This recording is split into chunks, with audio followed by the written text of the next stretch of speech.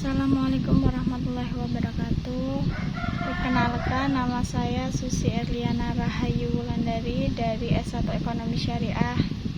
Di sini saya akan menjelaskan tentang lembaga keuangan syariah, prinsip-prinsip sistem keuangan syariah, sistem kerja bank berdasarkan prinsip syariah, prinsip hukum perbankan syariah. Lembaga keuangan yaitu lembaga yang menghimpun dana dari masyarakat dan menanamkan dalam bentuk aset keuangan lain, misalnya kredit, surat-surat berharga, giro, dan aktiva produktif lainnya. Yang termasuk dalam lembaga keuangan adalah bank dan lembaga keuangan non-bank.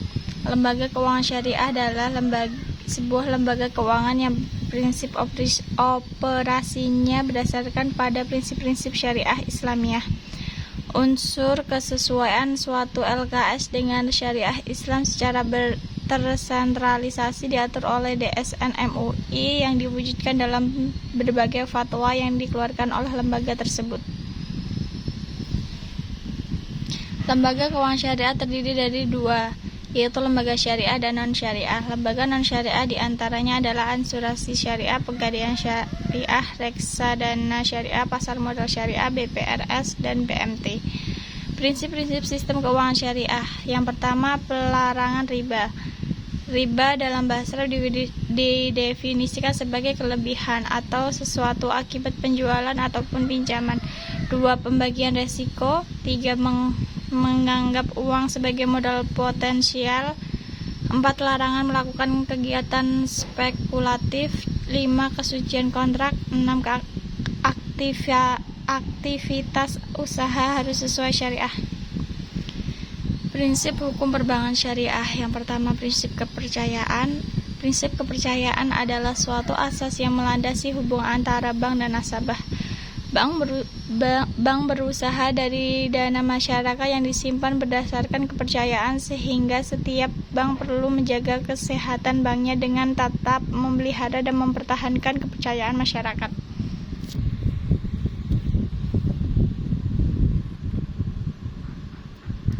Kedua, prinsip kerahasiaan. Rahasia bank adalah segala sesuatu yang berhubungan dengan keterangan mengenai nasabah, penyimpanan, dan simpanan.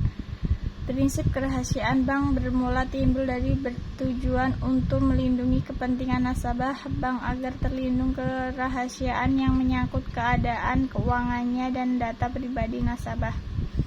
3. Prinsip kehati-hatian. Prinsip kehati-hatian adalah suatu asas yang mengatakan bahwa bank dalam menjalankan fungsi dan kegiatan usahanya wajib menerapkan prinsip kehati-hatian dalam rangka melindungi dana masyarakat yang dipercayakan padanya. Demikian pula sebaliknya, ketika nasabah mendapatkan pembiayaan dari perbank harus berhati-hati dalam penggunaannya sesuai kesepakatan. 4. Prinsip mengenal nasabah. Prinsip mengenal nasabah merupakan prinsip yang diterapkan bank untuk mengetahui identitas nasabah, memantau kegiatan transaksi nasabah termasuk pelaporan transaksi yang mencurigakan. Sesuai produk dan jasa perbankan syariah secara umum. Yang pertama, tabungan syariah. Tabungan adalah simpanan yang penarikannya melalui beberapa ketentuan yang sudah dijelaskan oleh pihak bank pada nasabah. 2. Deposito syariah atau tabungan berjangka. Deposito atau tabungan berjangka banyak dipilih oleh masyarakat untuk investasi. Selain mudah, keuntungan yang didapatkan juga lebih tinggi dari tabungan biasa.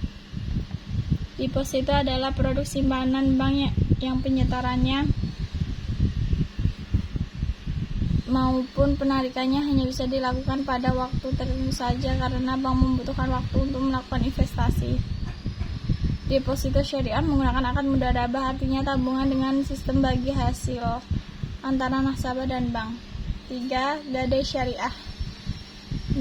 Akad gadai syariah yang dipraktikkan pada PT Pegadaian adalah meminjamkan uang kepada nasabah, jaminan harta yang bernilai dan dapat dijual, mengambil sesuatu dengan nilai hutangnya dan lebihnya dikembalikan kepada penggadai.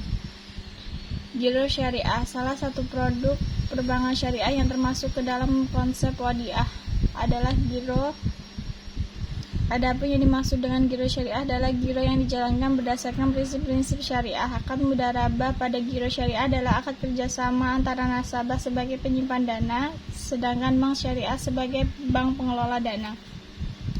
Ketentuan giro syariah menggunakan akad mudharabah adalah sebagai berikut. Yang pertama, dalam transaksi ini nasabah bertindak sebagai syabibul mal atau pemilik dana dan bertindak sebagai mudharib atau pengelola dana.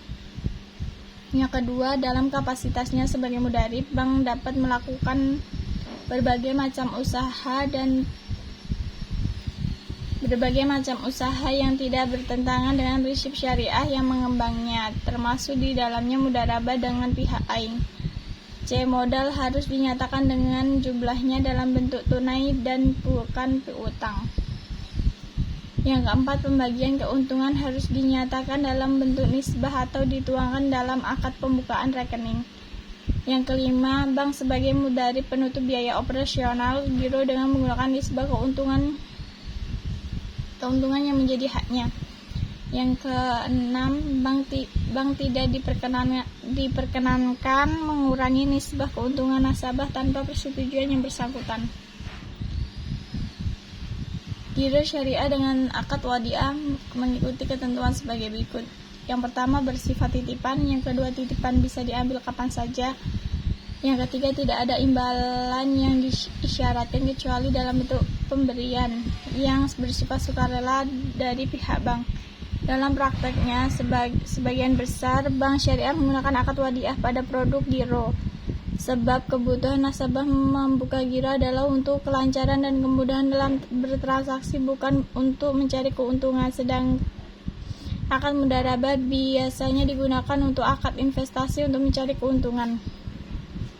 Pembiayaan syariah atau ijarah leasing sudah sangat familiar dalam kehidupan kita sehari-hari karena sudah banyak masyarakat yang menggunakan jasa layanan tersebut. Contohnya dalam pembelian mobil, motor, atau benda berharga lainnya. Sewa guna usaha pada awalnya dikenal di Amerika Serikat, yaitu berasal dari kata lease yang berarti menyewa. Sedangkan dalam ekonomi Islam, istilah yang berkaitan dengan leasing adalah ijarah. Al-ijarah yang berasal dari kata al-ajru yang berarti al-iwad, ganti. Berdasarkan SK Menteri Keuangan nomor 1169 KMK 01/1991 tanggal 21 November 1991, sewa guna usaha adalah kegiatan pembiayaan dalam bentuk penyediaan barang modal baik secara sewa guna usaha dengan menggunakan hak opsi maupun sewa guna usaha tanpa hak opsi untuk digunakan oleh lease selama jangka waktu tertentu berdasarkan pembayaran secara berkala. Sekian dari saya. Wassalamualaikum warahmatullahi wabarakatuh.